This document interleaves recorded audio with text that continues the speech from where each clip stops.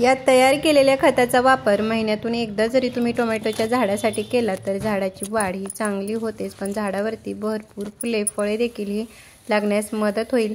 नमस्कार, स्वागत आहे तुमचे आपले यूट्यूब चॅनल SP किचन गार्डनिंगमध्ये। आज आपण टोमॅटोच्या झाडाविषयी माहिती पाहणार आहोत। या झाडाच्या चांगल्या वाढीसाठी भरपूर अशी गुच्छामध्ये टोमॅटो लागण्यासाठी झाडाला कोणती खते द्यायची, झाडाची काळजी कशी घ्यायची, झाडावरती कीड लागते तर त्यासाठी कोणते कीटकनाशक फवारायचे, सगळ्या विषयाची माहिती देखील आपण या व्हिडिओमध्ये पाहणार आहोत। तर त्यासाठी व्हिडिओ कुठेही स्किप न करता शेवटपर्यंत नक्की पहा आणि जर तुम्ही आपल्या चॅनलवरती नवीन असाल तर व्हिडिओला लाईक व चॅनलला सबस्क्राईब करायला मात्र अजिबात विसरू नका।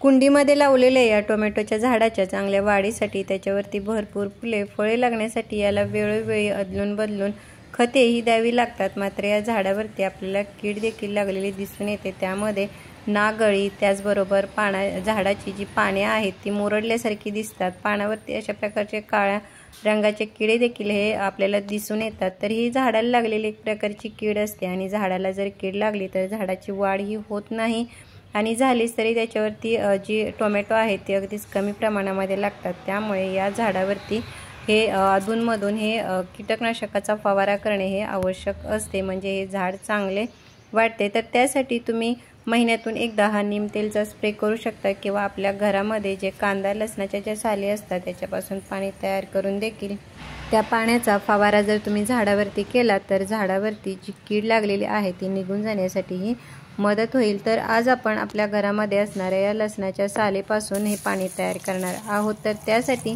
ज्या लसणाच्या साली आहेत त्या 2 ते 3 दिवस हे पाण्यामध्ये या भिजत ठेवायच्या आणि 3 दिवसानंतर जे पाणी तयार होईल ते व्यवस्थित अशा प्रकारे हलवून मिक्स करून घ्यायचे आणि तयार झालेले जे पाणी आहे ते एखाद्या गाळणीच्या किंवा कापडाच्या साहाय्याने गाळून घ्यायचे, म्हणजे याच्यातील जे कण आहेत ते स्प्रे बॉटलमध्ये अडकणार नाहीत आणि गाळून घेतल्यानंतर देखील त्याचा डायरेक्ट फवारा न करता ते पाण्यामध्ये डायल्यूट करून नंतरच त्याचा फवारा आपण झाडावरती करणार आहोत। आणि हे ज्या लसणाच्या साली आहेत त्या देखील फेकून न देता त्याचा तुम्ही झाडासाठी खत म्हणून किंवा कीटकनाशक म्हणून वापर करू शकता। आता आपण हे जे गाळलेले पाणी आहे ते जर 1 मग असेल तर त्याच्यामध्ये अजून 3 ते 4 मग पाणी मिक्स करून हे जे तयार केलेले पाणी आहे त्याचा फवारा जर तुम्ही टोमॅटोच्या झाडावरती केला तर झाडावरती कसल्याही प्रकारची जरी कीड लागली असेल तरी ती निघून जाण्यासाठी खूप चांगला असा हा फायदा होतो। लसणाच्या सालीपासून हे जे आपण पाणी तयार केलेले आहे त्याचा तुम्ही खत म्हणून देखील हा वापर करू शकता, कारण या सालीमध्ये जे सल्फर, फॉस्फरस यासारखे जे घटक आहेत त्यामुळे आपल्या झाडांची वाढ ही चांगली होते। टोमॅटोच्या झाडाच्या मुळ्या ह्या वरच्या बाजूला ह्या पसरत राहतात, त्यामुळे कधीकधी झाड हे मोडण्याची शक्यता असते। तर त्यासाठी महिन्यातून एकदा साध्या मातीमध्ये शेणखत किंवा गांडूळ खत हे मिक्स करून कुंडीमध्ये हे टाकत राहायचे, त्यामुळे झाडाचा हा जो बुंदा आहे तो मजबूत होतो आणि झाडाच्या ज्या मुळ्या आहेत त्या झाकल्या गेल्यामुळे त्या खराब होत नाहीत। अशा प्रकारे महिन्यातून एकदा जर तुम्ही खत टाकले तर झाडे ही चांगली वाढतातच, पण त्याचबरोबर झाडावरती फुले फळे लागण्याचे देखील हे प्रमाण वाढत जाते। आता आपण झाडांवरती भरपूर टोमॅटो लागण्यासाठी ज्या खताचा वापर करणार आहोत ते म्हणजे ही राख आहे। लाकूड जाळल्यानंतर अशा प्रकारे ही राख तयार होते। राख देखील झाडांसाठी अतिशय फायदेशीर उपयुक्त असे आहे, कारण याच्यामध्ये जे पोटॅशियम, फॉस्फरस यासारखे जे घटक आहेत ते मुबलक प्रमाणामध्ये असतात आणि झाडांना भरपूर फुले फळे लागण्यासाठी याच घटकांचीही आवश्यकता असते। मात्र या राखेचा वापर देखील आपल्याला हा प्रमाणशीर करायचा असतो, जास्ती वापर हा करायचा नाही।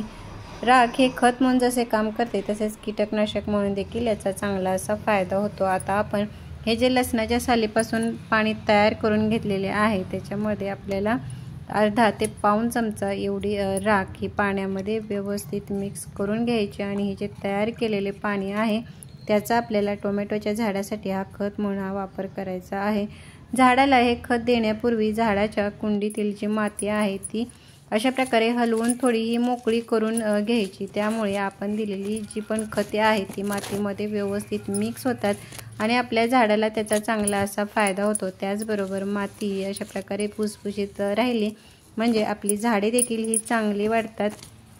आता हे जे आपण खत तयार केलेले आहे ते किती प्रमाणामध्ये द्यायचे तर एका झाडासाठी म्हणजे 10 ते 12 इंचाच्या एका कुंडीमध्ये लावलेल्या झाडाला 1 मग या प्रमाणात जर महिन्यातून एकदा जर तुम्ही खत दिले तर झाडाची वाढ चांगली होऊन झाड फुलाफळांनी अगदी भरगच्च होऊन जाईल। तर कसा वाटला व्हिडिओ मला कमेंट बॉक्समध्ये नक्की सांगा। भेटूयात पुढील व्हिडिओमध्ये, तोपर्यंत बाय।